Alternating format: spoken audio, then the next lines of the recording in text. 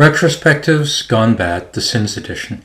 Retrospectives are supposed to help Agile teams become more effective. So why do they so often go wrong?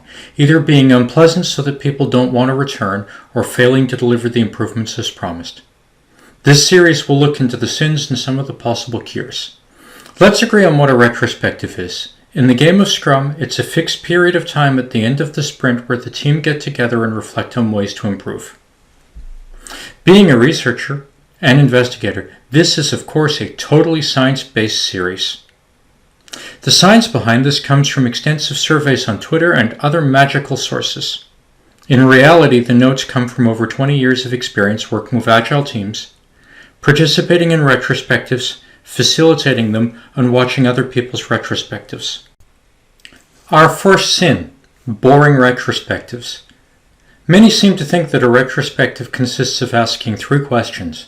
What went well last sprint? What didn't go well? What improvements would we like to make next sprint? As we will discover, that is a remarkably ineffective structure, likely to find only a few surface problems. The same ones every single time. Second, can you imagine attending an event with the same agenda sprint after sprint? You would likely die of boredom. All talk, no action. You had a great discussion in the retrospective. Many challenges were covered. Ideas for improvements were discussed, but no actions agreed on. Without taking action, next sprint's problems are going to look a lot like last sprint's problems. Wishful thinking. Congratulations, the team decided to take action in the retrospective. Unfortunately, the action was vague. Most teams seem to suffer from this one. For example, a team that has quality problems might decide, we should do more testing. The trouble, of course, is we don't really know what the word more means. Also, the linkage between the improvement, more testing, and the outcome, better quality, is tenuous at best. Wishful thinking is almost as bad as all talk, no action. After all, we talk a lot, but no real action will be taken. Failure to review past improvements. When we don't look back at past improvement attempts and ask, do they measure up, we're almost working at random. We can't tell if we're improving. Worse, we don't know if our progress is related to our changes or just good luck. Heroes. Many teams have one person who volunteers for everything. They offer to help make most improvements. At first, this seems good. They are, after all, making the team's work better. The challenges. This is not sustainable. One person can't carry the team forward for any length of time. The team learn, just not what we hoped they would learn. Rather than learn to improve themselves, they just wait for the hero to show up and make the improvement. Improvement will be limited to the speed at which our hero can move. Some improvements come from changes in the way we work with others. The hero can't make these changes for you. Finally, if the hero leaves the team, the improvement process is dead. Perennial problems. There are some problems that have been around for a long time, or perhaps they're just difficult to deal with. They fade into the background.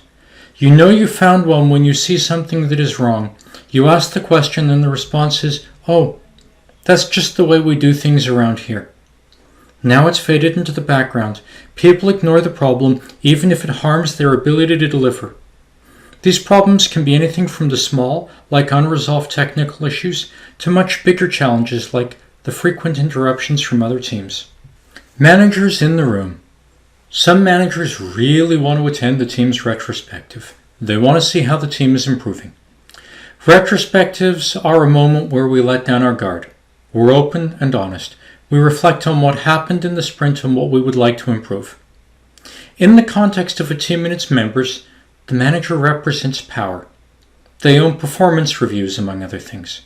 In the presence of your next performance review as a team member, you will only want to talk about the things in a light that make you look good. Unfortunately, that means if managers are present in our retrospectives, openness and honesty die. The Dominator. A personal favorite. Perhaps because there are times where I am the Dominator. The Dominator seeks to have their opinion heard at every opportunity. They're smart, and so they can often see great solutions to many problems. The challenge arises because they don't notice they're sidelining other opinions.